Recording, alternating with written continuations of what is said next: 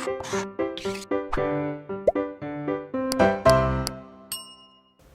Students, welcome back to blueprint digital. आज की इस वीडियो में हम वृक्कों में मूत्र निर्माण यानी कि फॉर्मेशन ऑफ यूरिन यानी कि यूरोपोएसिस यानी कि फिजियोलॉजी ऑफ एक्सक्रीशन के बारे में पढ़ेंगे। वीडियो को स्टार्ट करने से पहले हमारे चैनल को सब्सक्राइब करें और बेल आइकन दबाना न भूलें, जिससे हमारे लेटेस्ट वीडियोस की नोटिफिकेशन आपको प्राप्त होती रहे। अब हम आज के टॉपिक पर आते हैं। मूत्र का निर्माण जो होता है वो वृक्क नलिकाओं यानी कि किडनी ट्यूब्यूल्स में होता है यानी कि नेफ्रॉन्स में होता है, और यह एक जटिल प्रक्रिया है जिसे फिजियोलॉजी ऑफ एक्सक्रीशन कहते हैं। फिजियोलॉजी ऑफ एक्सक्रीशन 3 चरणों में होती है। परानिस्यंदन यानी कि अल्ट्राफिल्ट्रेशन, वर्णात्मक पुनः अवशोषण यानी कि सेलेक्टिव रीअब्सॉर्प्शन और सक्रिय श्रावण यानी कि एक्टिव सिक्रीशन। परानिस्यंदन में जो ब्लड एफरेंट आर्ट्रियोल से नेफ्रॉन में आता है, उससे वेस्ट मटेरियल जल के साथ छन कर नेफ्रॉन में नीचे की तरफ पीसीटी डीसीटी तक पहुंचते हैं, और इस प्रोसेस को अल्ट्राफिल्ट्रेशन परानिस्यंदन कहते हैं।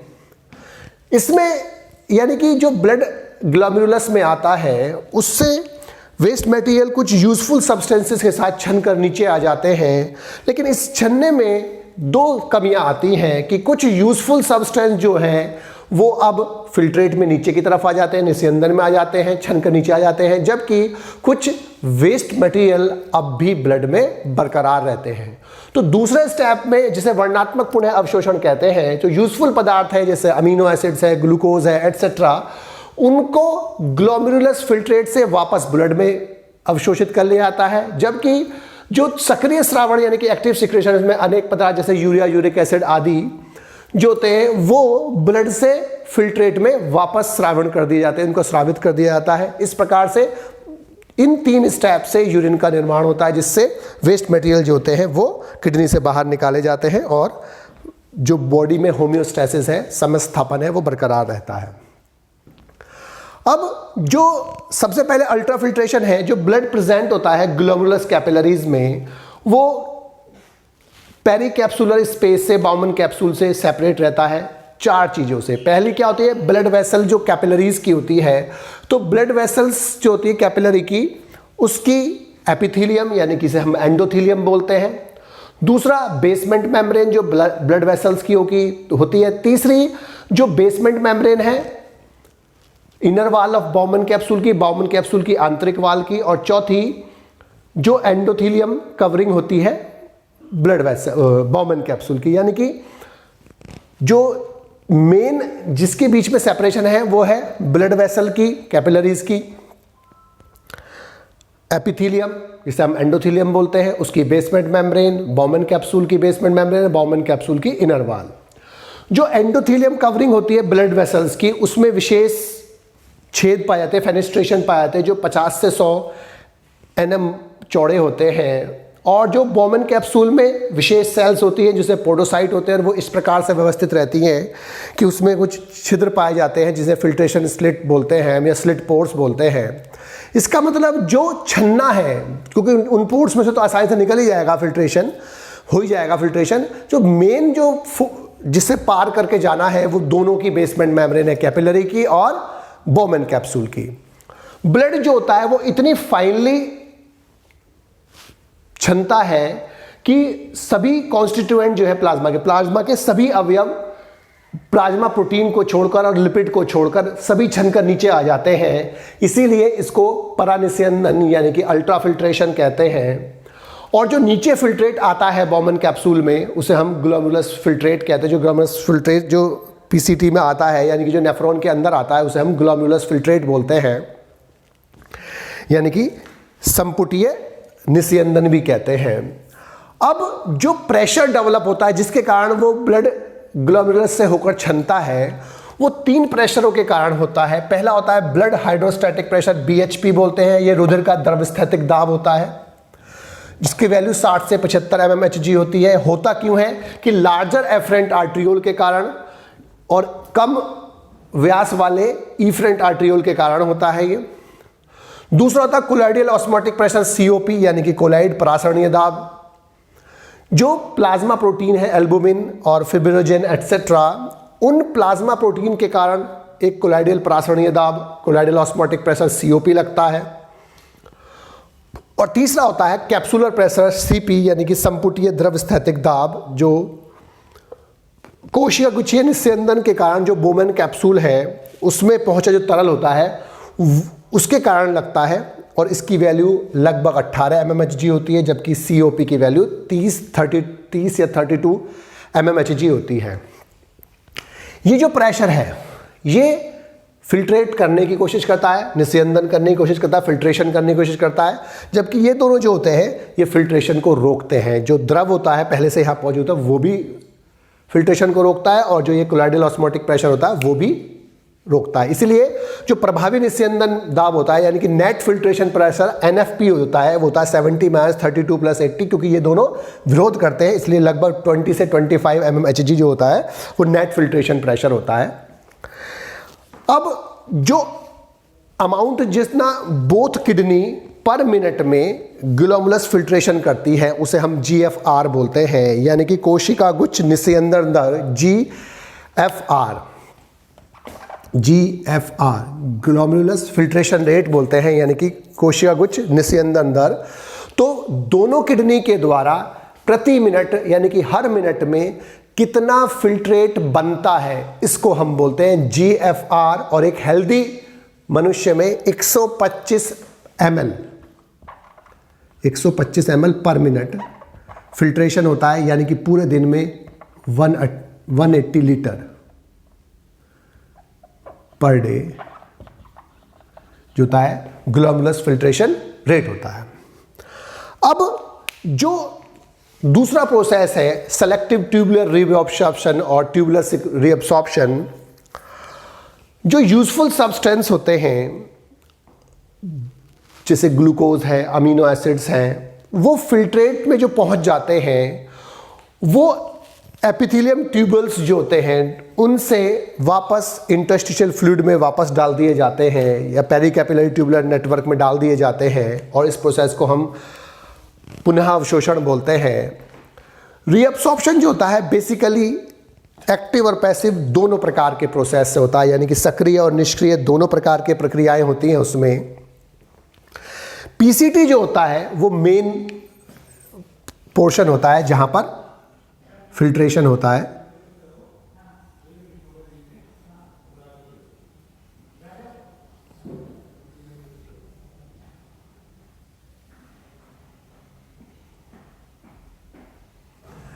जो PCT है यहां पर, ये इस PCT में मेनली एब्सॉर्प्शन होता है, और लगभग 75 से 80%, 2/3, 2/3 जो एब्सॉर्प्शन होता है वो PCT में हो जाता है। PCT जो होता है उसमें जो एब्सॉर्प्शन होता है वो पैसिव ट्रांसपोर्ट होता है जल का। जल ऑस्मोसिस से परासरण के द्वारा एब्सॉर्ब हो जाता है, और यूरिया जो होता है वो भी सिंपल डिफ्यूजन से पास हो सकता है। ग्लूकोज, अमीनो अम्ल रीअब्सॉर्ब्ड होते हैं सक्रिय ट्रांसपोर्ट से, एक्टिव ट्रांसपोर्ट से। जो रीअब्सॉर्प्शन है Na+ का, यानी कि सोडियम आयंस का जो होता है वो पैसिव और एक्टिव दोनों प्रकार से होता है। वाटर जो होता है वो सभी पार्ट ट्यूब्यूल के सभी भागों से जल का अवशोषण होता है। लेकिन जो ascending limb of loop of Henle होती है, ये डिसेंडिंग लिम्ब होती है, असेंडिंग लिम्ब होती है। जो ascending limb of loop of Henle होती है उससे जल का अवशोषण नहीं होता है। तो बाकी सारे पार्ट से होता है लेकिन इससे नहीं होता है। 70 से 80% जो इलेक्ट्रोलाइट्स होते हैं, Na है, पोटेशियम है, Cl- है, जितने भी इलेक्ट्रोलाइट्स है और जल जो होते हैं वो PCT से एब्जॉर्ब हो जाते हैं, और उनका अवशोषण ऑब्लिगेटरी होता है। यानी कि ऑब्लिगेटरी का मतलब होता है अविकल्पी होता है। यानी कि ये जो अविकल्पी होता है क्यों होता है कि जो बॉडी के अंदर हाइड्रेशन की स्टेट, जल की अवस्था कितनी ही हो, ज़्यादा हो या कम हो, ये 70% से 80% जो इलेक्ट्रोलाइट्स का जो एब्सॉर्प्शन होता है PCT में वो ऑब्लिगेटरी होता है, अर्थात अविकल्पी होता है, यह होना ही होना होता है, चाहे जल के मात्रा बॉडी के अंदर कितनी ही रहती हो। बाकी का जो लगभग 20 से 30% होता है उसका जो अवशोषण होता है वो जल की और साल्ट की मात्रा पर निर्भर करता है बॉडी की।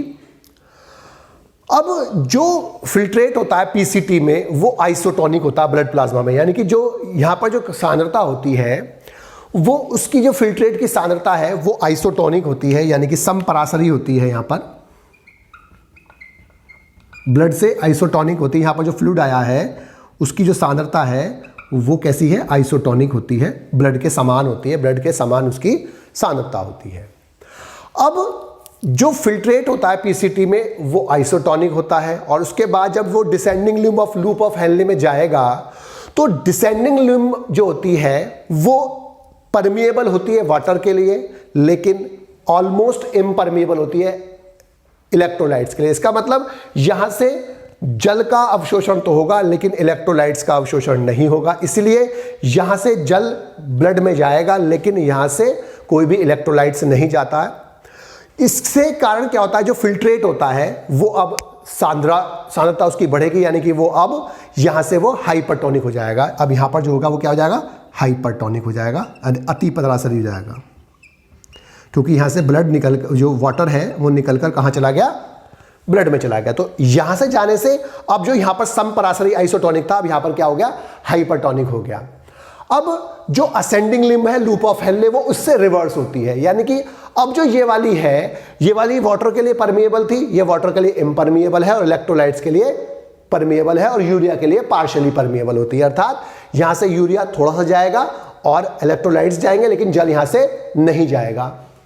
तो असेंडिंग लूप ऑफ हेनले जो होती है ये वाली, अब इससे पोटेशियम आयन, Cl- और Na आयन जो होते हैं और पार्शियली जो होते हैं यूरिया अब यहां से निकल कर जाता है ब्लड में। अब ये यहां से निकलते हैं तो ये इलेक्ट्रोलाइट्स जो होते हैं वो अब यहां से पहले जाएंगे मेडुलरी फ्लूइड में, मेडुला का जो द्रव होता है, और जो फिल्ट्रेट होता है अब वो फिर दोबारा से यहां पर हाइपोटोनिक हो जाएगा। यहां पर वो क्या हो जाएगा, हाइपोटोनिक हो जाएगा, यानी कि अब उसकी सांद्रता कम हो गई। क्यों, यहां से क्या हो गया, इलेक्ट्रोलाइट्स निकल गए, potassium ion, Cl- Na ion, ये निकलकर कहां पहुंच गए, मेडुला में पहुंच गए। तो इसके कारण अब यहां पर क्या हो गया, ये हाइपोटोनिक हो गया। अब जब वो डीसीटी में पहुंचेगा तो यहां पर डीसीटी में जो Na+ है और Cl- है उनका एब्सॉर्प्शन होगा फैसिलिटेड डिफ्यूजन के कारण, और वो एड्रिनल हार्मोन जो होता है एल्डोस्टेरोन उसके कारण होता है। वाटर भी यहां से एब्जॉर्ब होगा और Na+ भी और Cl भी होगा। इससे क्या होगा कि यहां पर अब जो है वाटर का जो एब्सॉर्प्शन होता है, वाटर का जो अवशोषण होता है वो ADH यानी कि एंटी डायूरेटिक हार्मोन यानी कि वैसोप्रेसिन जिसे बोलते हैं, जो पिट्यूटरी के द्वारा स्रावित होता है उसके कारण होता है। तो Na+ और Cl आयन का जो अवशोषण होता है वो फैसिलिटेड डिफ्यूजन से होता है, और वो एड्रिनल हार्मोन के कारण होता है, एल्डोस्टेरोन के कारण होता है, जबकि जल का जो अवशोषण होता है वो ADH के कारण होता है, एंटी डायूरेटिक हार्मोन वैसोप्रेसिन के कारण होता है, जो पिट्यूटरी से सिक्रीट होता है, लेकिन वो हाइपोथैलेमस से संश्लेषित होता है। अब इससे क्या होगा, जो फिल्ट्रेट होगा वो हाइपोटोनिक ही रहेगा यहां पर भी। और अब जो कलेक्टिंग डक्ट होती है, यहां पर जो कलेक्टिंग डक्ट थी, इस कलेक्टिंग डक्ट के अंदर अब जो कलेक्टिंग डक्ट है वो वाटर का एब्सॉर्प्शन करेगी, यहां से जल जाएगा, और अब फिल्ट्रेट जो होता है वो हाइपरटोनिक हो जाएगा। ब्लड प्लाज्मा से सोडियम जो होता है वो वापस से रीअब्सॉर्ब हो जाता है कलेक्टिंग डक्ट में, लेकिन वो जो एब्सॉर्प्शन है उसका जो अवशोषण है वो एल्डोस्टेरोन के कारण होता है। और जब फिल्ट्रेट अब यहां से निकलेगा अब उसको यूरिन बोलेंगे, जो हाइपरटोनिक होता है ब्लड प्लाज्मा के। तीसरा होता है एक्टिव सिक्रीशन यानी कि सक्रिय स्रवण। इस घटना में जो सिक्रीशन होता है मेटाबॉलिक वेस्ट प्रोडक्ट्स का पेरिटेबुलरी नेटवर्क से, कैपिलरी से, वो वापस ल्यूमेन में जाते हैं, नेफ्रॉन में यहां से आते हैं। तो यहां पर जो पेरिकैपिलरी ट्यूबुलर नेटवर्क है, अब इसमें से अब अनेक पदार्थ जो है urea, uric acid, anion etcetera है, वो ब्लड से वापस फिल्ट्रेट में यहां डाले जाते हैं, जिससे ये ब्लड में ना रहे और ये यूरिन के साथ बॉडी से बाहर निकल जाते हैं। तो पीसीटी में ammonia NH3, H+ ion, bile salt, oxalate, urate, drugs और टॉक्सिक सब्सटेंस जो होते हैं, विषाक्त पदार्थ होते हैं, वो सिक्रीट होते हैं यहां पर। इसके बाद थिन सेगमेंट जो होता है ascending limb of loop of Henle में, वहां पर यूरिया सिक्रीट होता है मेडुला के अंदर, मेडुला से। और डीसीटी में H+ आयन मेनली सिक्रीट होते हैं, लेकिन स्मॉल अमाउंट में यूरिक एसिड भी सिक्रीट होता है, क्रिएटिनिन भी सिक्रीट होता है, सम अमोनिया, कुछ अमोनिया, एक्स्ट्रा सॉल्ट्स भी यहां पर सिक्रीट होते हैं। कलेक्टिंग डक्ट में सिक्रीशन नहीं होता है, एब्सेंट होता है, केवल वहां पर पीएच को और आयनिक बैलेंस को बरकरार रखा जाता है, मेंटेन रखा जाता है। किसके कारण? सेलेक्टिव H+ और पोटेशियम आयन K+ आयन के सिक्रीशन के द्वारा आवश्यकता के अनुसार H+ आयन और K+ आयन का सिक्रीशन होता है, और अगर आवश्यकता कम है तो कम होगा, आवश्यकता ज़्यादा है तो ज़्यादा होगा। इस प्रकार से इन तीनों प्रोसेस के द्वारा अब नेफ्रॉन से यूरिन बन जाता है, और जो यूरिन जो होता है किडनी में पहुंचता है, किडनी से यूरेटर, और यूरेटर से ब्लैडर, यूरिनरी ब्लैडर से यूरेथ्रा की सहायता से बॉडी से बाहर निकाल दिया जाता है। बच्चों, आज की इस वीडियो में बस हम इतना ही पढ़ेंगे। हमारी इस वीडियो को आप लाइक करें और अपने दोस्तों के साथ शेयर करें। यदि आपका कोई डाउट है तो आप हमें कमेंट करके बता सकते हैं। इस अध्याय को और अच्छे से पढ़ने और समझने के लिए आप चित्रा प्रकाशन की बुक एक्टिव जीव विज्ञान की सहायता भी ले सकते हैं।